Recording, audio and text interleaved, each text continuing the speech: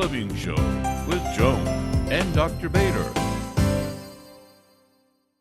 So we have Sophie and Dave Kessler here today, and she is absolutely the cutest therapy dog I've ever seen. Yep, she's a Labradoodle.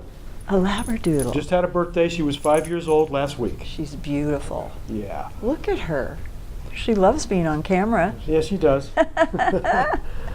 What a sweetheart. Well, She's the center of attention.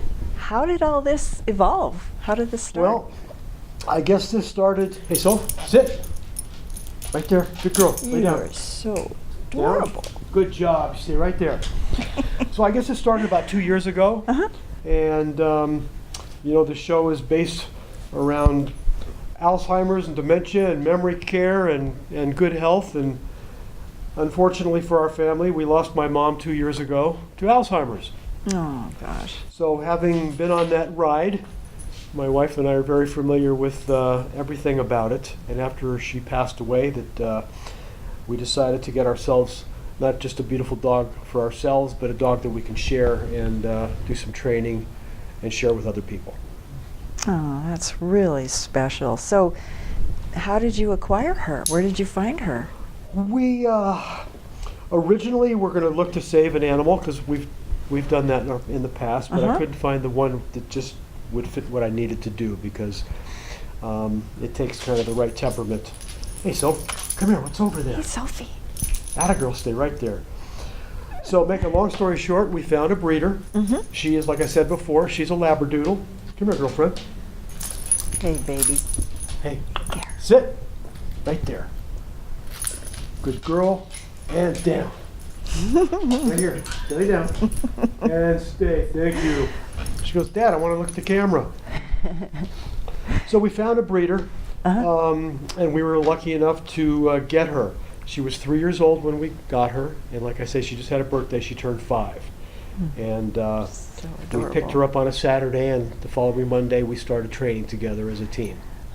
Training to be a therapy dog. To be of service. How do you go about that? Well, a couple different steps. First thing you need to do is the dog has to get what's called a CGC. That's a Canine Good Citizen Certification, which you can get at some of your local Petco's, PetSmarts, these kind of places. You can, for not a lot of money, have their trainers work with you and you can get that kind of certification. Oh, I see. And it's good because it teaches you the basic training. Mm-hmm. If you want to specialize from there, you need to get involved with an organization that's involved in certifying you and your animal to do therapy work. And that's what we did. So we went through the stages of training, got involved with the company that I work through is called SoCal Therapy Dogs. They're based out of Southern California, even though I live here, so I represent them here in Nevada. So we also do a little bit of dog training. And the original program took maybe about a year for us to get our first actual certification. Oh, it did. Yeah, you just don't happen in 30 days. Yeah. Yeah, it's a process. Yeah. Yeah. It's worth it. So you take Sophie to the assisted living homes. So And- Sophie and I, yes, we go to Tell us about that. assisted living centers, memory care centers, hospitals, convalescent homes, rehab. Once a week, we also have hospice patients that we have on our schedule weekly that we see. And then alternately, we sometimes get special requests. So she's available for events with the Nevada Childhood Cancer Foundation here local. Oh, wow. And sometimes we call some other organizations or other people that have just maybe somebody's at home that needs to have a visitation. So it could be a number of things. That is just wonderful. Yeah. She just seems so relaxed and happy, and she just probably just loves to please other people. She does. When we're at home, she's pretty mellow. As you can see, she's pretty mellow here. But when we take the vest out of the cupboard and she sees what it is, she gets excited and she knows that she's going to work. Yeah, she knows what she does. She's going to work. So So you walk into an assisted living center where you have all these people in wheelchairs and walkers, etc., and they must just light up when they see her. they light up pretty what's much like that a Christmas tree. Yeah? A lot of the places I go to, you have to remember, this is not what these people are used to as far as where they've lived. This is a new environment, these assisted living homes, and especially when they get into a memory care center. That's why it's called memory care. And this is where they're going to probably be for the rest of their life. And some places are better than others. Some are more entertaining than others. But there's a restriction as to things that you can do. Sure. So when we come in, yeah, she gets a good reception and puts smiles on a lot of people's faces. She's very special, I'm sure. They must just They adore love her. They love her. Yeah. Yeah. And do you go back several times a month or a week to these specific? We're now on a schedule. Oh, you are? We're now on a schedule. Like Uh-huh. I've got hospice patients on Mondays. On Wednesdays, I've got 2 assisted living homes in a memory care center. And then other days during the week, I have a boarding home with other residents. I think it's 1 or 2 Saturdays a month. We do the Nevada Childhood Cancer Foundation. That's kind of our basic schedule, and then we fill in where we're needed. Oh, Yeah. that's quite a service. It's good. I get a lot out of it. Yeah. Yeah, I bet you do. Yeah. Yeah, and your mom would have been so Yeah. Well, she still is. thrilled, Yeah. I'm sure. She still is. Yeah, It's a good thing. yeah. I Oh, feel like when we walk into one of those homes, she's with us. So yeah. So you're just it's one of the giving reasons back we do this. all of your Yeah. training and your love of your dog and sharing it with all these other people that Yeah. need that kind of thing. Yeah, do you have any special stories you can share with us? You know, the interesting thing about it, you know, in my line of volunteering,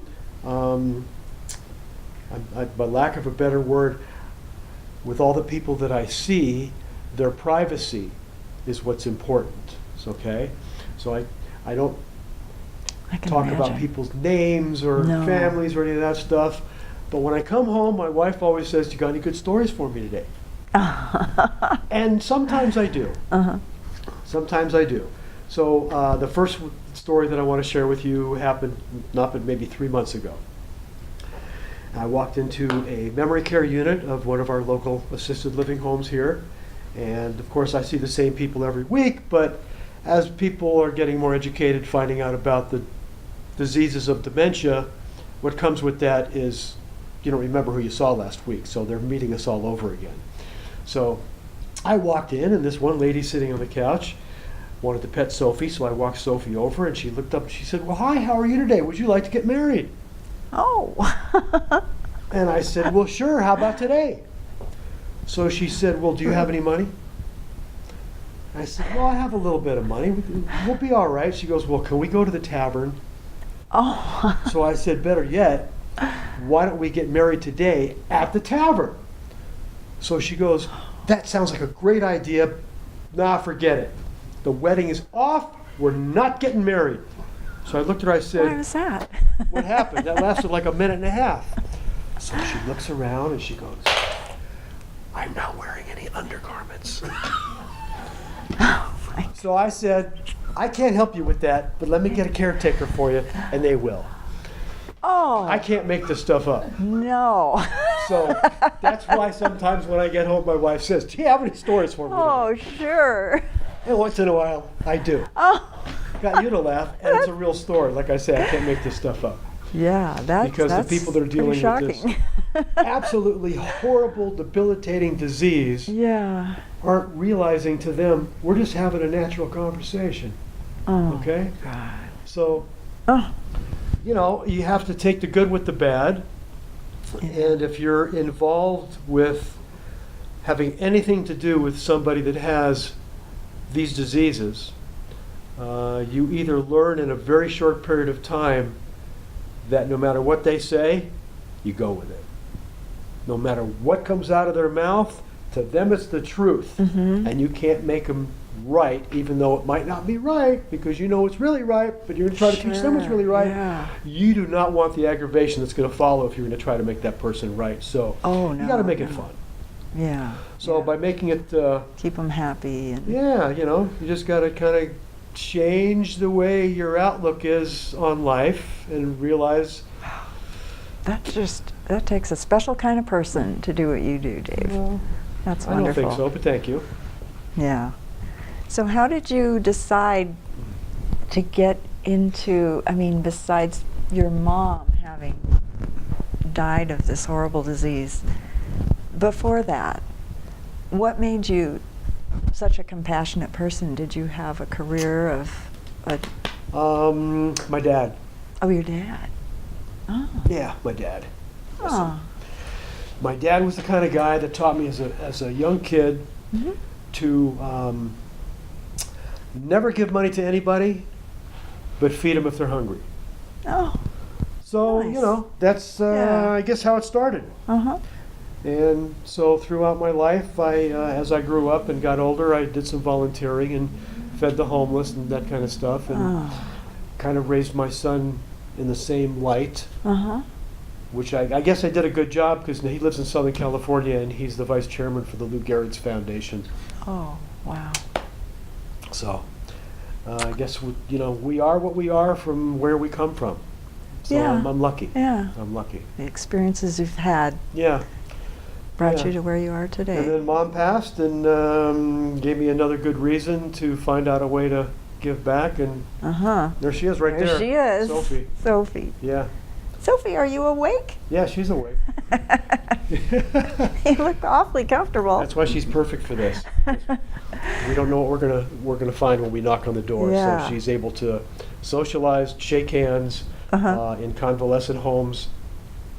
If somebody is in a bed and they're stuck, they really can't see her. Sure. Then if I give her the right command, she'll put her paws up on the bed and her head will be like right where they are, and they can pet her, and Aw. yeah, different activities. But she's a perfect dog for what we do. And the Labradoodle is the breed that's She very, is a Labradoodle. very, Very much like the trainable, Golden and Doodles. They want to please you. They are very well suited for families and have Mhm. a great temperament, and they like structure and they like to be trained. That's great. Yeah. So You know, we're talking about you. Well, is there anything else you'd like to add? Not really. Just glad that I could really be a part of the program. I'm blessed enough to be able to be in a situation where I can give back and pay it forward. So that's what we do. Yeah. So happy we could be here.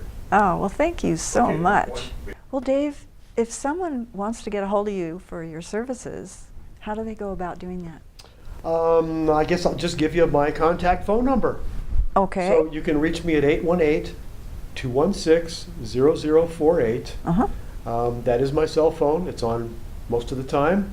If I don't answer it, leave me a number. I will call you back. Please let me know that you got my number by seeing this program, so that way I'll make sure I do call you back.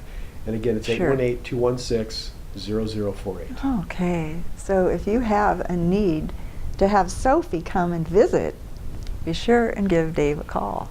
Yep, we'll show up. All right. Well, thank you so much for being on our show Thank today, you. Dave. Pleasure. Thank you.